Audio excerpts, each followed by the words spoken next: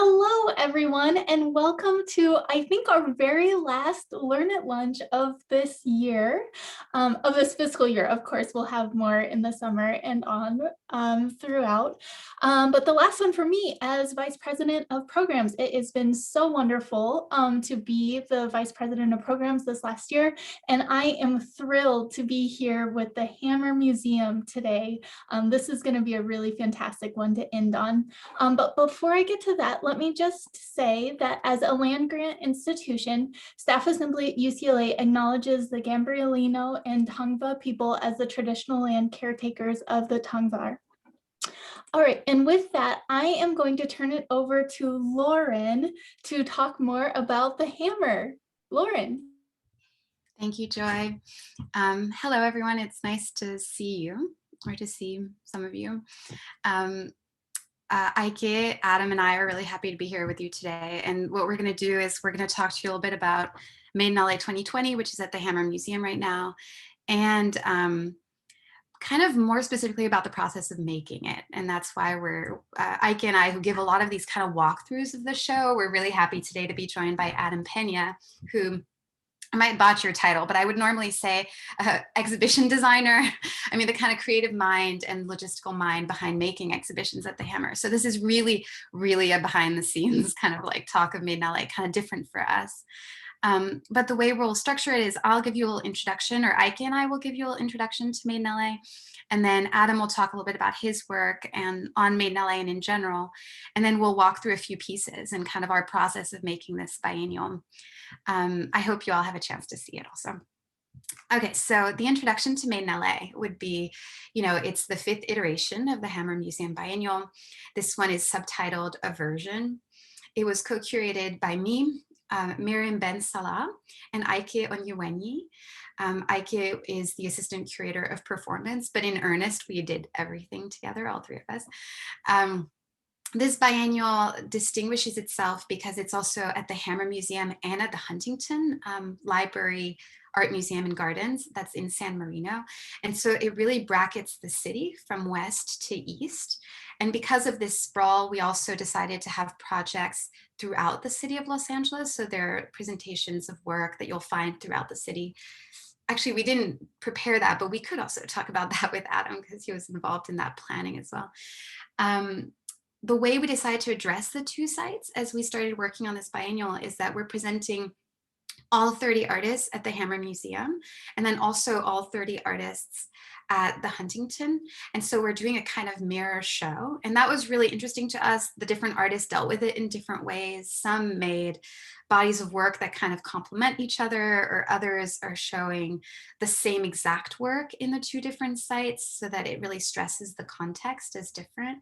Some other artists made, copies of their work, but what essentially happened, to be honest, is you kind of have 30 artists and 60 projects. And so in the middle of that, in a pandemic year, we really multiplied our efforts. But it's, I think in that way, a kind of interesting experience for the viewer too. One of the things I've been thinking a lot about recently is how it builds a kind of informed audience. You have one experience in a museum, you kind of digest a lot of the work and you read about the artists, and then you go across town and you see this kind of echo, you have this kind of deja vu, you sort of are familiar with the work. And so there's something that's embedded in it that kind of like builds viewership. And that was really important to us from the beginning, the idea of how audiences are engaged with work, how complicated ideas can be distributed to wide publics. Like this was stuff that we were thinking about very much at the beginning of making the show.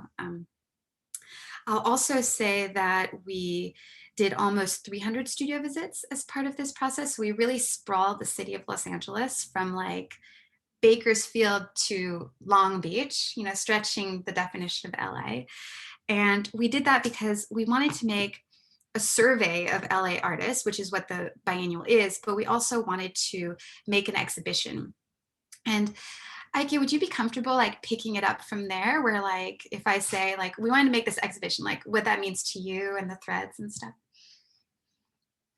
Yeah, sure.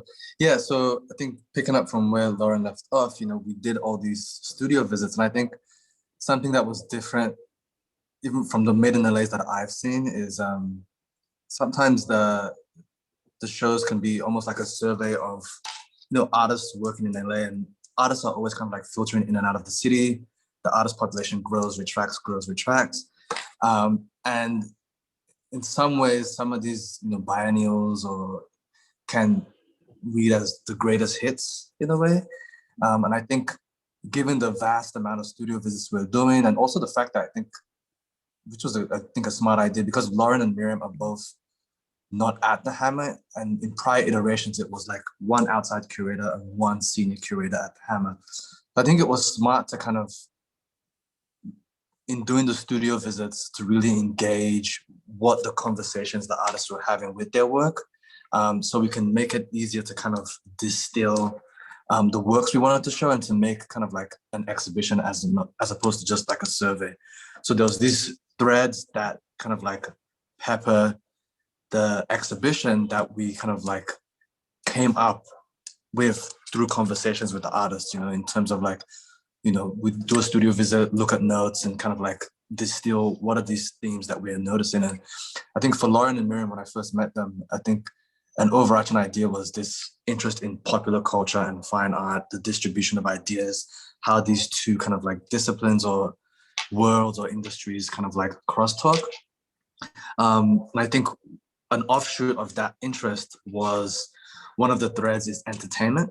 And I think for us, we were interested in how entertainment, not just given where we are, LA, the cinema, history of Hollywood and whatnot, but entertainment as like a tactic, as a way to kind of like distribute ideas from the artistic projects they're having to kind of like various publics or audiences. So entertainment as a tool, as a tactic. Another theme was horror, or reconfiguring the aesthetic of horror. And I think for us, we were interested in, there's the history of horror as something that was used to push kind of like political or social issues, something like as a metaphor. And I think for us, we're interested in that, but also how horror as kind of like an aesthetic was being reconfigured, in terms of, this interest in horror as something that pleases us and we're drawn to it. And I think some of the artists are kind of questioning what is behind that pleasure, what is behind that pull and that allure of horror. And I think for us, the pandemic kind of like changed how that thread kind of like came to the fore. And then the last thread that we picked up on was the fourth wall. So it's that theater performance convention of kind of like the slippage between reality, fiction, and so forth. And, to what Lauren was saying about the projects in between, I think part of that kind of like alludes to that fourth wall, in terms of, embedding the show throughout spaces beyond the museum, on billboards, throughout cafes and restaurants in terms of Black news. Larry Johnson has billboards in MacArthur Park. But it also shows up in the exhibition itself in terms of, the unfinished walls, some of the scale in terms of the various works that kind of like frame the museum walls. And even in the catalog, there's actually an artist's work that appears in the catalog, but then it also appears in the gallery, and then it appears blown up on various walls. So kind of just playing with the scale, as a way to toy with this fourth wall. Yeah. Yeah, that's great. Thank you, Ike. And then a big part of us making this project was to collaborate with these so many incredible teams at the Hammer, but very intimately with Adam Pena, who's here with us today. And so, yeah. Adam, do you want to talk a little bit about your work at the museum and your work at the Yeah, so I'll give everybody the kind of the super abridged version of kind of what my role is at the Hammer.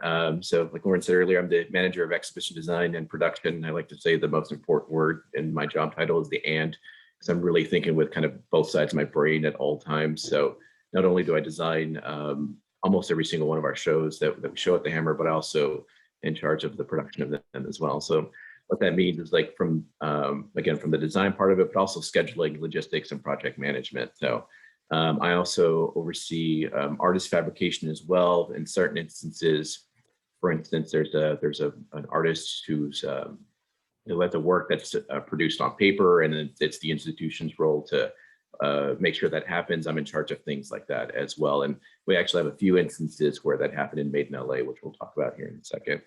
I also oversee all the construction, so our all the walls being built and things like that. That's under my purview as well. And then also manage the exhibition production budget as well. So I like to think of like my main role at the Hammer is really kind of acting as somewhat of a translator between artist, curator, and the production team. And depending on how, working with contemporary artists, contemporary art in general, and artists who are still alive, that can be a situation to navigate. And so with Made in LA, when we have 30 artists, that can be tricky at times. And so I think we did a pretty fantastic job of doing so, not only at the Hammer, but at the Huntington as well. And then for any given show, for me, it's really about flow and sequencing, and to kind of get into Made in LA a little bit. Lauren and Miriam and Ike had a really great idea of what they wanted this show to be like. And I think the word that they just spoke of thinking of it more like an exhibition, the capital E, rather than a survey, was really, really important. Whereas it just feels very different than other Made in LAs we've seen in the past, or I've seen in the past at the Hammer. So things like wanting to think of the entire museum as a site rather than gallery by gallery, I think that was really important, really apparent, really early on.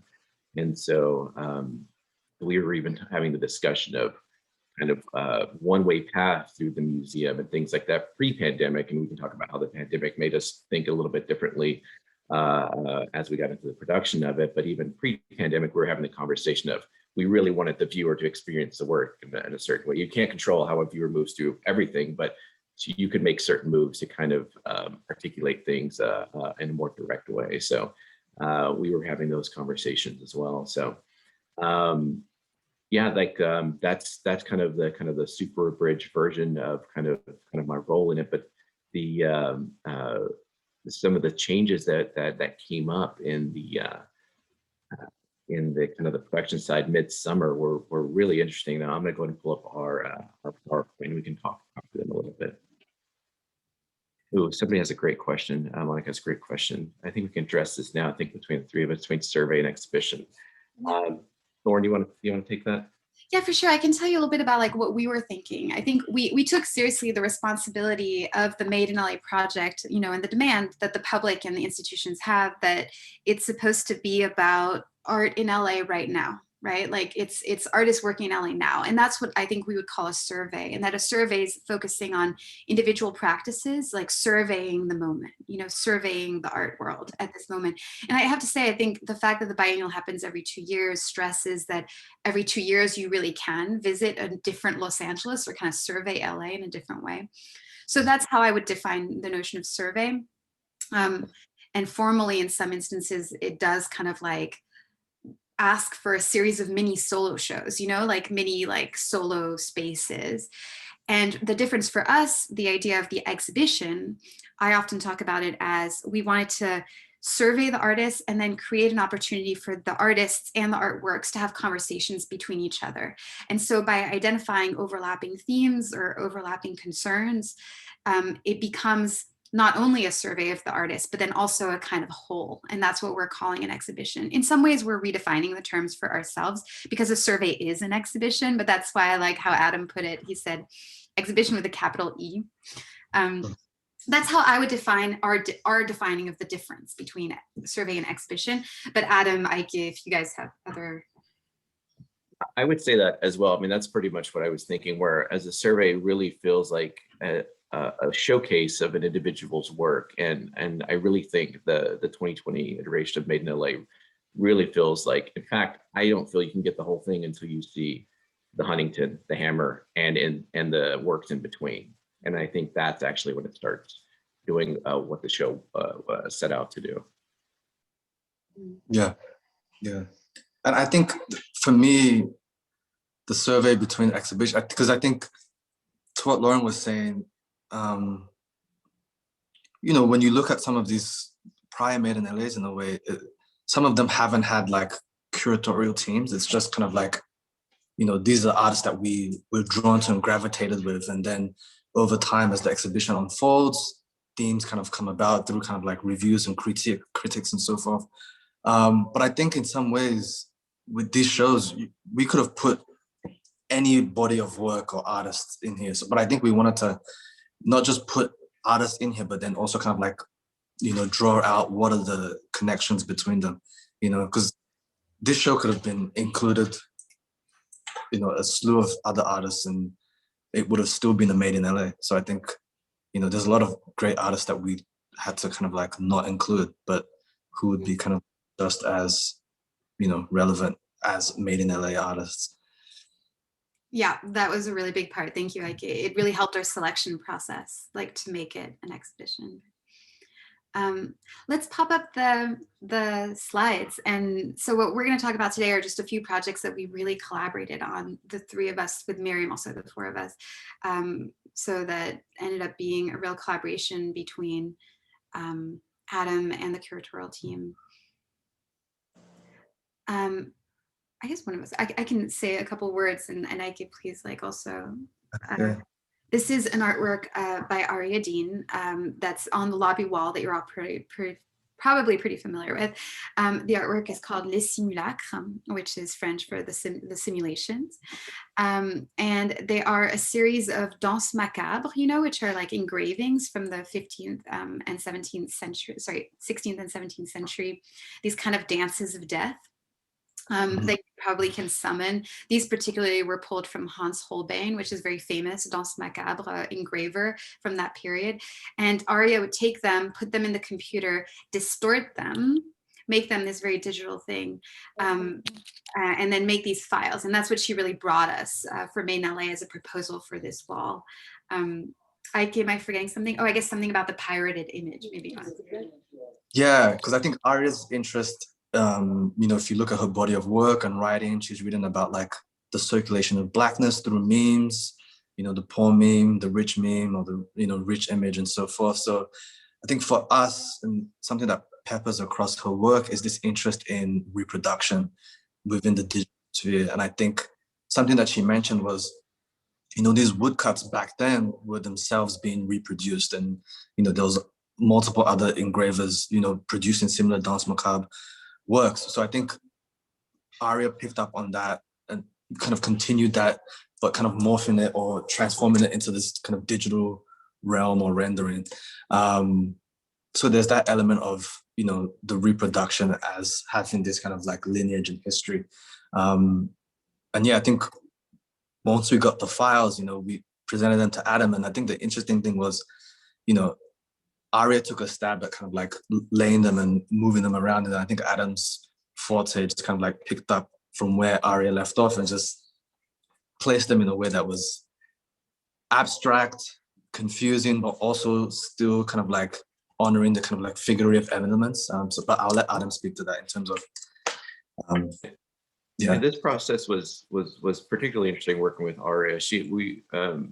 Aria in particular was fantastic to work with, and we worked also on another project which we'll show in a bit. But the lobby wall, as Ike and Laura were referencing, was we basically received these vector drawings, these real kind of specific line drawings, and the composition. We had a couple of different ideas, and we proposed some back as well. But what we ended up with was kind of like an abstraction, but also kind of direct reference. And I think one of the biggest decisions that we made was how they were going to be reproduced, right? So she's taking a reference of a reference, and then we kind of brought it back to like the handmade, because these were all hand painted. We could have done numerous different things to produce them. They could have been done in vinyl, et cetera. But I think how they were done by hand actually has a kind of tactile quality that I think is really interesting when you see them in person. And that was part of that conversation as we were going through this together. Yeah, and that was amazing. That was, and Adam, you can click to the next slide if you want, the last one that's on the back wall. Yeah, that was a contribution that Adam brought, like, oh, what if they were hand painted? And so in the end, it also kind of speaks to the history of hand painted signs in Los Angeles. You know, it does turn this very digital thing into this very like painterly thing. And I think you guys like projected them really large and then painted them on, right? Like, Exactly. We had a method to produce these on the stairs. It's not that easy. Just from a pure logistics standpoint, we had to have basically adjustable scaffolding. That's the only way to do it on stairs at that scale. And this is the fun stuff that I really get excited about, because it's like how these things actually come to be. It's one of the best parts of my job is getting to figure that out. Let's continue into the next part. I think it's still a work by Aria as our next presentation. Yeah. Ike, do you want to begin with this one and I'll chime in afterwards? Yeah, I think again, like Lauren said, my role was assistant curator of performance, but I think we all did everything together. And this one was one of the performances that succumbed to COVID. So Aria came to us with this idea of building a cube that would serve as a theatrical space for a play. And the thing that she wanted to kind of like stress with the cube was the two-way mirror effect. So the actors who would be inside the cube would not be privy to who's outside, but then the folks outside, kind of like in the round, would be able to see into the cube and experience the play, which was initially a 4-person play with the actors equipped with GoPros, and the GoPros would be activated based on who's in dialogue with one another. And then from there, Aria would be editing in real time, and that footage would appear on the kind of like 4 screens or jumbotrons. And the inside of the cube is kind of like split in 2, but there's a passage where you can kind of like move between the 2 spaces. And it's, so this was the idea. Aria brought it to us, and I think Adam can maybe speak more to the kind of like the fabrication of it, but I think something that we were kind of thinking through early on was whether to use kind of like a actual two-way mirror, like glass, or kind of like find a more affordable alternative. And I think that's where Adam really stepped in to kind of, think through what could be feasible within a budget. Yeah. It's funny we framed it that way because it's something that almost bit us at the end, but we end up going with like a film that actually serves the same purpose but on plexiglass, and that's what we decided pre-pandemic, right? So this is also as a project as a whole, the metal framing that you're seeing here was all produced while Aria was in New York. We did this from afar because she couldn't travel either, and so this one was a lot of FaceTime calls to making sure we were getting everything right and fulfilling an artist's needs and making sure the work still works. But so what you're seeing is plexiglass with this two-way film on it, and then a metal framework that kind of snaps together. I think I have a better image of it next. It's one other installation shot. And then I think this is the SketchUp model, kind of how it's built. And I'll show this one as well. We can go back to the installation shots. This is how it's another SketchUp model of how it breaks apart into 4 pieces. And so we were thinking about how it's assembled, how it's put together, how it's and how the plexiglass would work. I mentioned the plexiglass issue because, as I'm sure everybody else knows, plexiglass was really hard to get right when the pandemic really first hit. And so one of the things that we did was it was actually supposed to be 10-foot tall sheets of plexi, 4x10.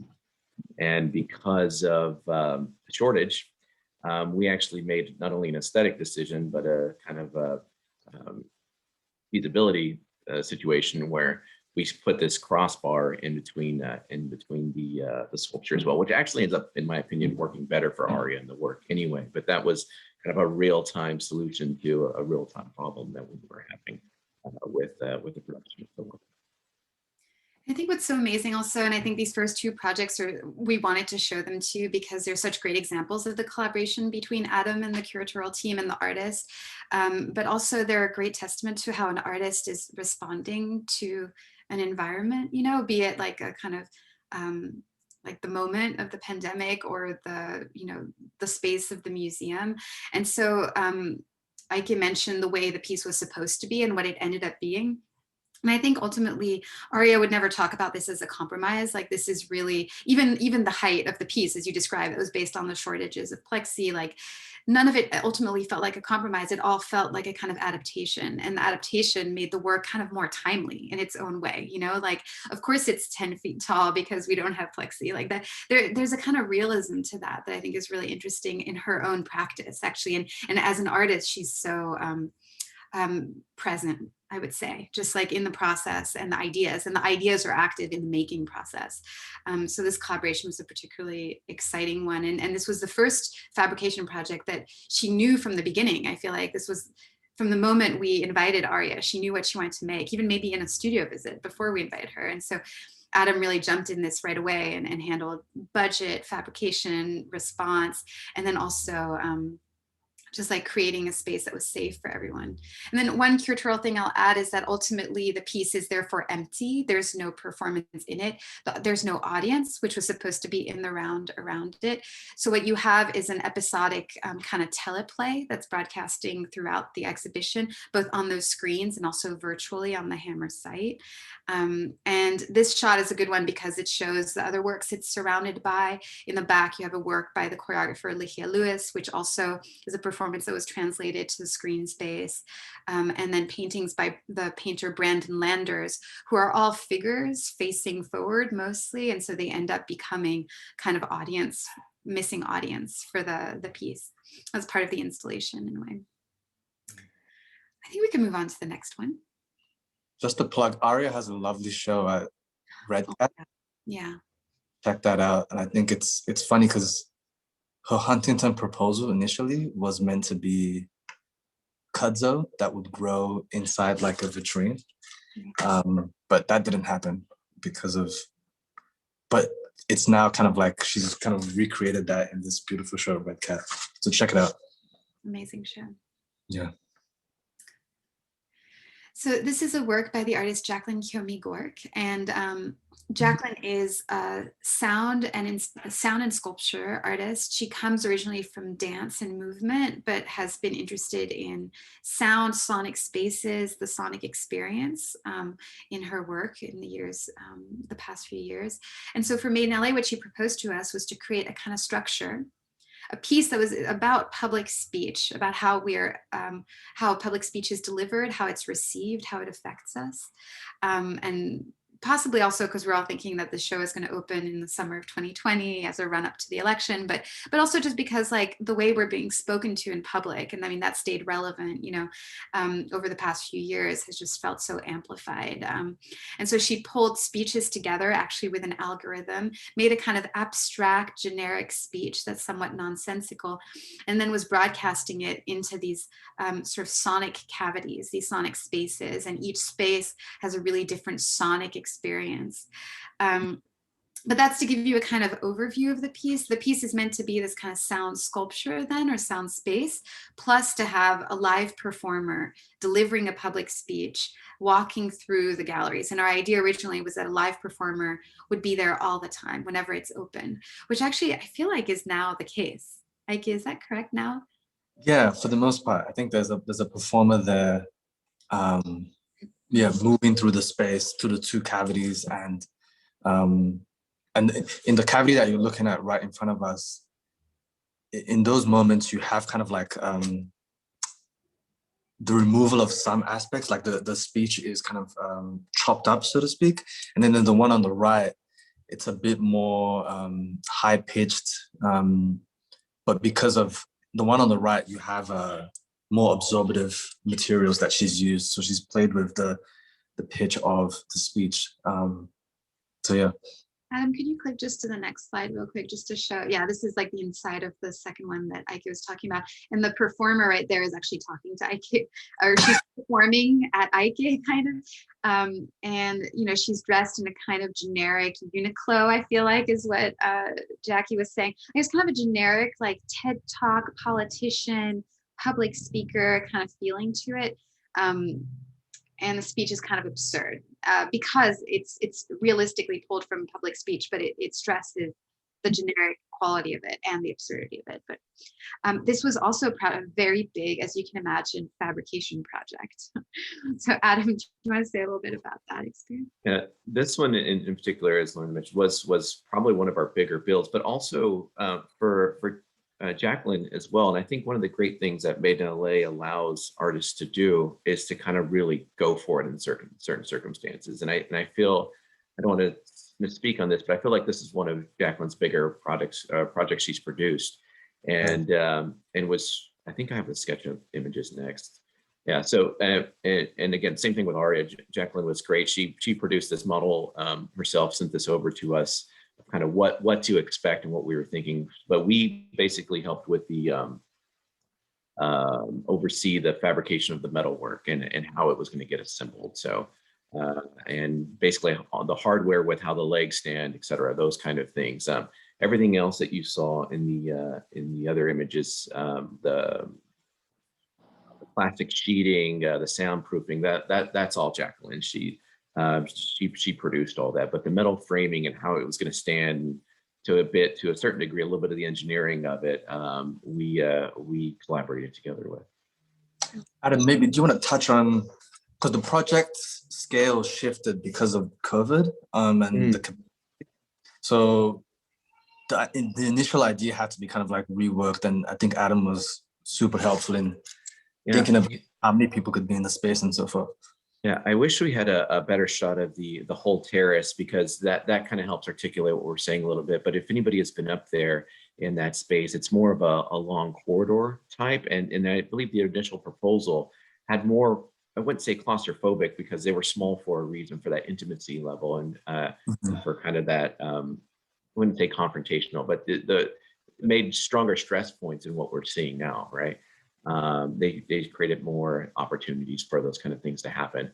Whereas this is, it's still a little more porous and it's still a little bit more open, but I believe we made some changes to be able to make this happen. For instance, with COVID in mind. So we opened the entrance, not only for ADA, but for COVID as well, to have an entrance and an exit per side. Like that's something that came up in the production of it, where I believe originally there was kind of one way in, one way out, and because of how this was being produced, and not only from all the different guidelines we were getting from all over the place, but also just from a practical standpoint, what do we feel somebody would be comfortable doing and entering a space like that with somebody else next to you and things like that. And as we all learn more from kind of knowing nothing about the pandemic, we ended up with this, and I think it actually it's not only serves those purposes and those guidelines, but also Jacqueline's intentions as well. I do like what Lauren said about Aria. It didn't feel like a compromise. It was an adjustment and making for her work. So I feel that's the same here. Yeah. I was going to say one more thing about this one. Oh, that a big debate that continues up until last week, is that for Jacqueline, it was really important, or has been really important, that there's a public for this. Like if you're going to talk about public speech, you have the speaker, she's managed to secure the speaker through a lot of trial, a lot of effort, like because of the pandemic, but you need a public too. And so the question of how many people can be in that space, how long people stay in that space, has been something we're still negotiating constantly. So right now, I think it's 4 people at a time. And I think that was her bare minimum, like for it to be a kind of crowd or a kind of audience. And I think, so if we look at the next slides, I think where we're landing, which is good on time, is the kind of work that we did together, the kind of work we would have always done together, but then also the work that we had to do together because of COVID. Like that's kind of like, so before, I'll just start and then we can all sort of, like before even COVID began, Miriam, Ike, Adam and I were looking at this, the floor plan, the kind of skeleton of the Hammer Museum galleries, and thinking like, what connections make sense? This kind of loops back to the question we were asked about the survey versus the exhibition. Like, what connections between artworks do we want to make? What vistas do we want to create? Like in what vantage points do we want to create? Like, what do we want you to see first, second, third? What kind of ends up being kind of collaged or, put together through dimensionality and depth of field and perception, what conceptual connections, what visual connections happen between the artworks.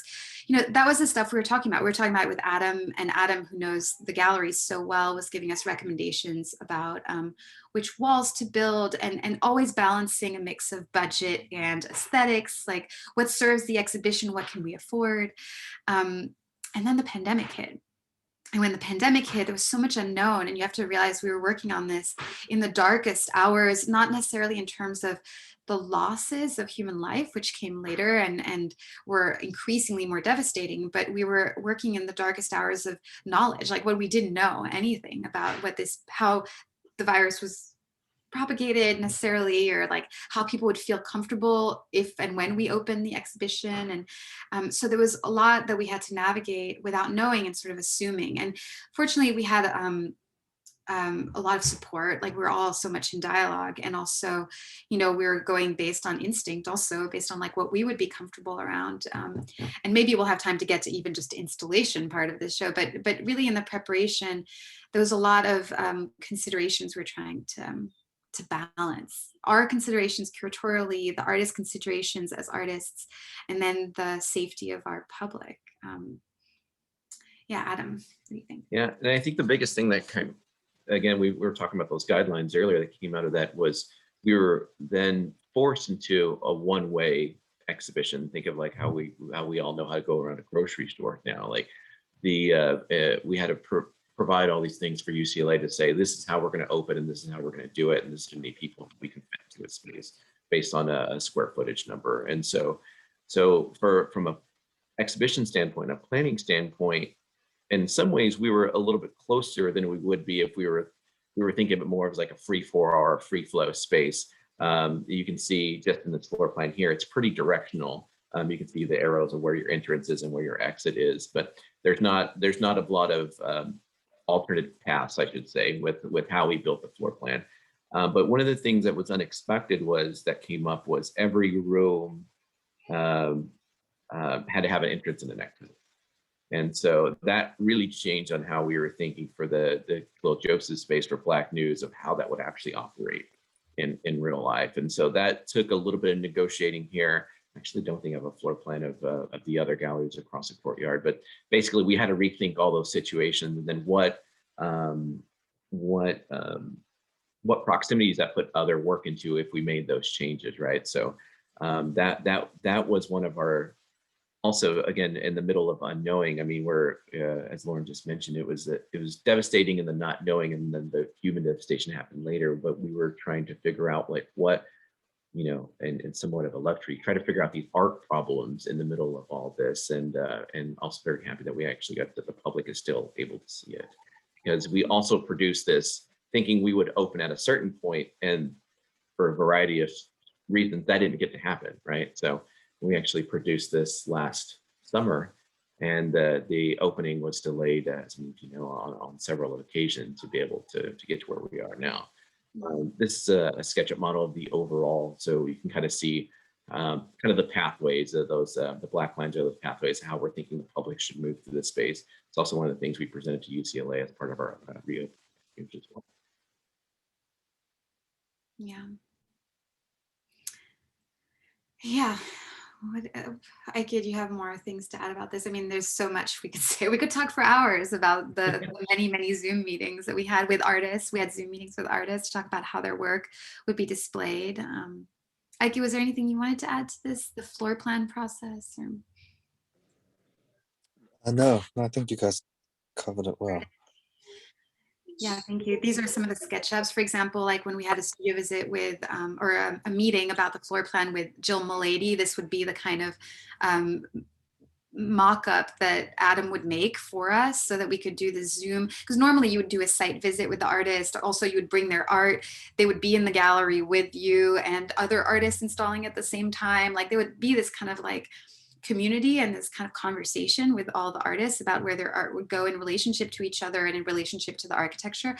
But here we were in these kind of mini bubbles of very intimate conversations with the artists, which was which required of Adam a lot of generosity of making each SketchUp model, and it required an enormous amount of time. I would say, like, for us, the amount of time that ended up going into preparing for install and installing this exhibition was multiplied, tenfold from what it would normally be, because it was much less opportunity for serendipity, much more need to plan to make sure it looked right, because we would have very little time in the galleries to keep everyone safe, like the installers, the artists, the curators, so that's what you're looking at right now, the SketchUp that Adam made. And then this is the translation of it into an installation. So it helped us so much. I mean, the Patrick Jackson piece, we tried different sizes of the piece. It changed how the artist had to make the piece. That's one for another day also. One more here. Yeah, that's just a few more installations. Yeah. But I think it's perfect timing, actually, because it's nice if we could open it up now to questions for everybody. I feel like we've given a nice, at least it's an overview beginning of like how we worked on this and what we contended with. I wonder if you guys have any questions for us. Yes, feel free to unmute yourself, ask a question, or raise your hand and we can get to you, or put something in the chat if you want and we can read it out. I have a question to start us out. There are so many artists in LA. How do you choose the ones for an exhibition like this? Are you going out and selecting folks? Are they like mailing you chocolates and you're like, oh, you're pretty cool and new? How does that all work out? There were no literal chocolates, but there was some proverbial chocolates. But I think, as the process, we mentioned earlier, we did almost 300 studio visits. I think our vision for it helped us make the decision. But in terms of who we visited, it was this huge list that we built out of personal research, like just us being out in the world, looking at shows, talking to artists, meeting people, doing studio visits outside of the scope of the biennial.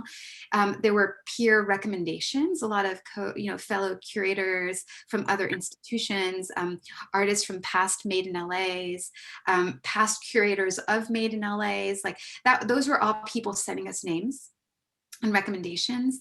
And then the process was extremely active and live, so from January 2019 to about September, maybe even October 2019, Miriam and Ike and I were just like really just hitting the ground, like going to studios, but going to exhibitions, watching things, reading things, making connections. Examples would be like you go to see one person's exhibition at an artist run space in Lincoln Heights and you end up seeing another artist's work, and then so you visit that artist's work. Or sometimes there's clusters of studios, like a building that has 6 people, or actually I'd like to say that we were that efficient, but there's one studio building that I think we returned to 3 times, and we were like on 3 different occasions, and we're like, oh, we need like a directory or something of LA artists and geographies. But that's how we built the list, and the Excel sheet had closer to 600 names, that we have managed to visit 300, or we decided to visit 300, but and that's something that we can hand off to the next curators also. So as Ike said, it's ever changing. Monica. Hi, thank you so much for this wonderful presentation. I've actually been taking part in a lot of the Hammer's lunchtime talks during the pandemic, and they've been incredibly wonderful. I'm a huge fan of Reynaldo, thanks to your presentation, actually. But I'm very curious about your partnership with the Huntington. For example, how'd you choose the Huntington? Did they have a curator that was involved as well? And if not, or if so, how did you work in the space? And how did you work with artists to figure out which pieces went where? Yeah. Ike, do you want to take this question, or do you want me to? I can take it. Yeah. So I think with the Huntington, that collaboration came about through. I think Lauren, correct me if I'm wrong, but I think once Lauren and Miriam came on board, I think Annie conveyed to us that she had had a conversation with Karen, I forgot her last name. Lawrence. Yeah, it was definitely a meeting of the minds of the directors. Yeah. Yeah, but the directors met and they decided, given the Huntington is going into their centenary, there were various announcements for like different acquisitions that they were making, and how they wanted to move the institution forward. They had the name change. to now being a museum. So I think that was kind of like what gave rise to the collaboration. And then, we were literally told it's going to be in 2 venues. So I think for us, we had to kind of like think about, okay, what type of show did we want to come up with and conceive between the 2 sites? And I think Lauren and Miriam had both seen the Venice Biennial. So I think the question of, how do you ensure that both sites were strong, and kind of one wasn't like a lesser version of the other. And I think what's interesting, when we're thinking about, just kind of an aside about the name of the show, Lauren and Miriam came up with this idea of aversion. And I think, in a way, thinking about the history of Made in LA, and the current one, and then also the fact that it's a 2-site, I think every Made in LA is a version of itself. And I think if we think about it as a version of itself, we were really moving with the impetus to ensure that both shows were equally strong. And in terms of what works were picked at either venue, I think we did site visits with the artists, and then the artists would, kind of like propose to us what they envisioned at each site. And, there would be a back and forth for the conversation about, space, what felt right, yeah, Lauren, if you wanted to add a bit more to that. No, I think that's right on. I think it was very much a conversation. I think the artists got kind of excited about the idea of the mirror show. That opportunity, I think, to show multiple bodies of work. I mean, in some respect, it was also stressful. I think some people were a little stressed out by the double ask, It's not like we had more money also. We just had the same amount of money and we were asking for 2 venues. So, but I think ultimately people got excited about this opportunity. So like some artists, like I was saying earlier, like ended up making 2 complementary bodies of work, like Christina Ferrer, who made 2 totally different tapestries that were each very architecturally specific to the venues, and sort of conceptually specific as well, while artists like Matthias Poledna decided to show the exact same work shown in the exact same way, and stress on one respect the context within which it is, but also the kind of control that he was having on the artwork, that this kind of like world building that the artwork ends up being. So the process of making the mirror show and of deciding what would go where and who would make what, was very collaborative with the artists. Yeah, I feel like I had one more thing I wanted to say about that, but I'm forgetting now. I got you, Lauren. I think it's about Stephen. So basically the Huntington had, they don't have an exhibition designer full time, but they do hire out and a lot of institutions do that as well. They mostly hire out my position at other places. And so they worked with a designer named Stephen Saitis, who really knew the space. And I think Lauren and Ike and Miriam made some really great moves over there that I think kind of, as we did in the Hammer, that kind of had tension building. I think they did that. That's really great situations over there as well. So Stephen basically worked in that facet for the Huntington as I do for the Hammer. Mm-hmm. Even though I'm probably in charge of more fabrication than I think than Stephen was there. I think that's the only real difference. Mm-hmm. And yeah, something to add to what Lauren said. I think some artists, given the limited budget, some artists opted for an existing work that they had within their repertoire and then a new work. So like Aria's work at the Huntington was a work that she had shown previously in New York. But at the Hammer, we were able to kind of like create new work. So, and then similar, Niloufar Imamifa showed an existing work at the Huntington, but then created a new work at the Hammer. But it wasn't, it was kind of.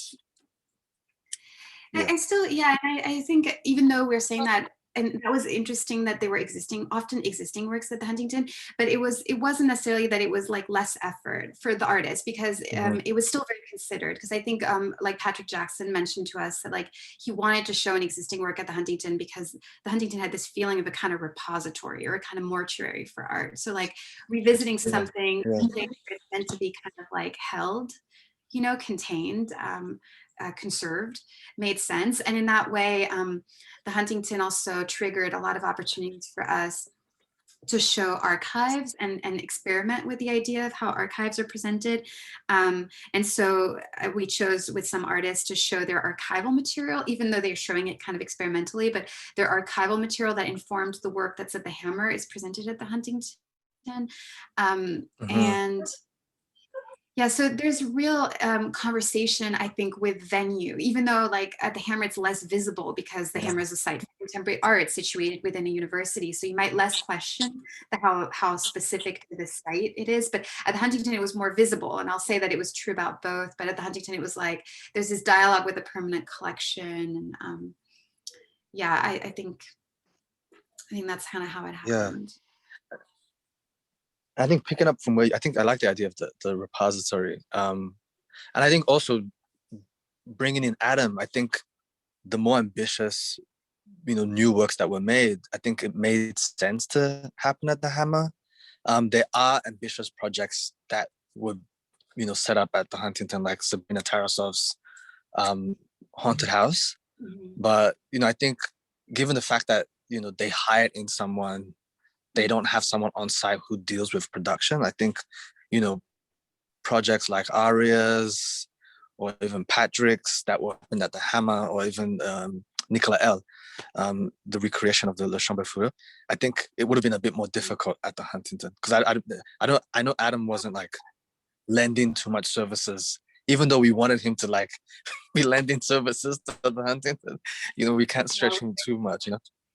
Yeah. We wish we had Adam with Huntington too. Yeah. Yeah.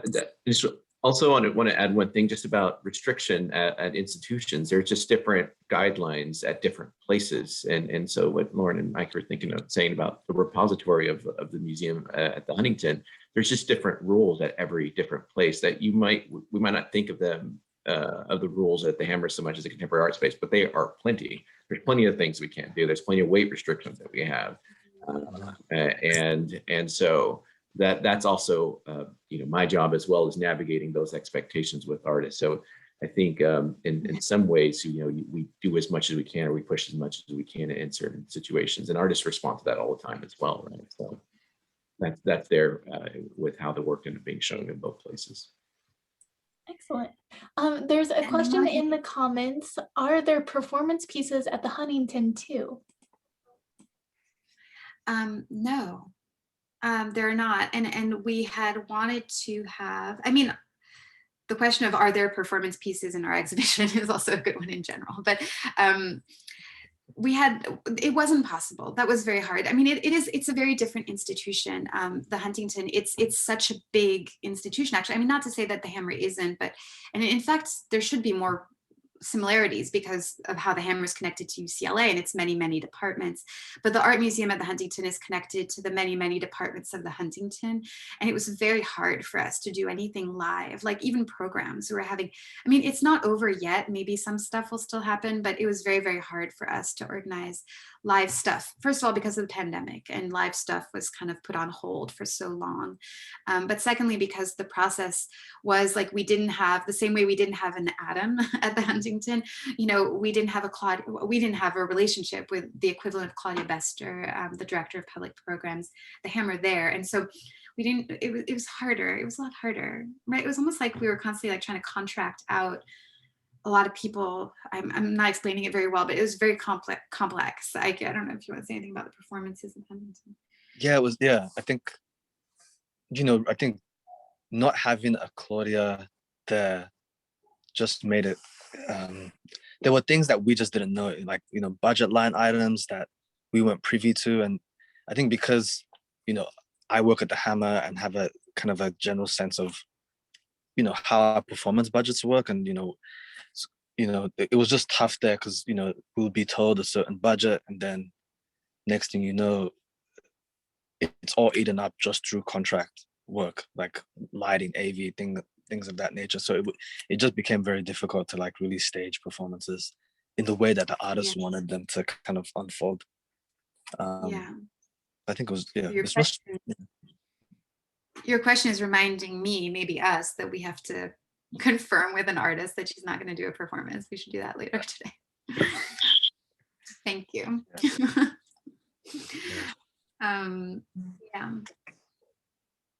It was hard, by the way, for us to navigate two totally different institutions. You know, I mean, you work at the Hammer, but still, I mean, you know, one has to learn the culture of an institutions, the politics, the roles, the process, the procedures, the everything. And to work at the Huntington, we had to learn all of that there too. Who you copy, who you ask for what, like who you, Yeah. who's responsible for what. Like it's interesting. It Yeah. was part of this process. We were mirror curators, you know, like we were a mirror curatorial team. Yeah. I love it. All right, we've got time for one last question. If anyone has a last question they'd like to ask.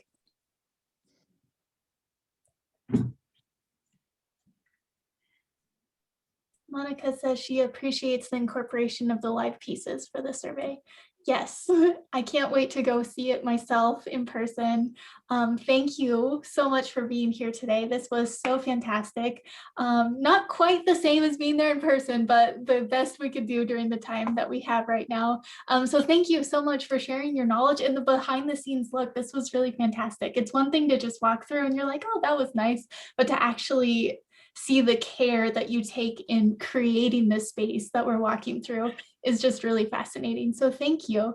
And thank you all for being here for our very last Learn at Lunch of the fiscal year. All right, have a great one, y'all. Yeah, bye. Bye, everybody. Thank you so much. I'm totally geeking out during this conversation. I just love the Hammer Museum so much. So thank you for carving out time to do this. I really appreciate the museum's work and all of you and for your time. So this has been like such a highlight to my day. And it's good seeing you again, Joy. August 1st is your answer to your question from the chat. Okay. August. Perfect. Thank you. Have a good rest of your day. Bye.